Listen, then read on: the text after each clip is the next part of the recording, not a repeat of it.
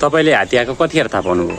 म 12 बजे हात्ती आयो हो हल्ला गर्दै थियो। हल्ला गरेपछि अनि एकजना भाइ बोलाउनु आयो, हामी उठ्यौँ।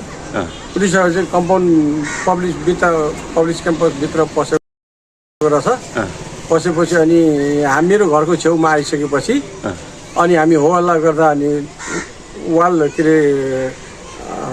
अरे ढोकातिर पब्लिकको ढोकातिर निस्केपछि उता पश्चिमबाट फर्केर मेरो घरबाट छिरेपछि अब मैले ला हो अब त मेरो घर जाने भयो, अब गएर पनि के गर्नु भनेर त्यतिकै छोड्यो। बालबच्चा लिएर सबैलाई लिएर बाहिर लिएर भाग्यौँ। तर आइसकेपछि मानवीय क्षति भएन। अब यता घर भत्काएपछि यता लागेर अनि सट्टै पश्चिम दिशातिर लागेर जानु। भत्केको घरमा कोही बस्नु भएको थियो कि थिएन? होइन, बस्नु त हामीहरू बसिरहेको थियो। त्यही हल्ला पाएपछि अनि हामी चाहिँ सबैजना निस्केर गएको।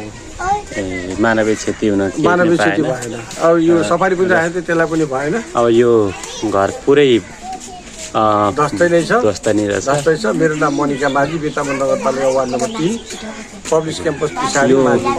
सबै भत्केको तपाईँकै हो? मेरै हो, सबै भत्केकै मेरो हो।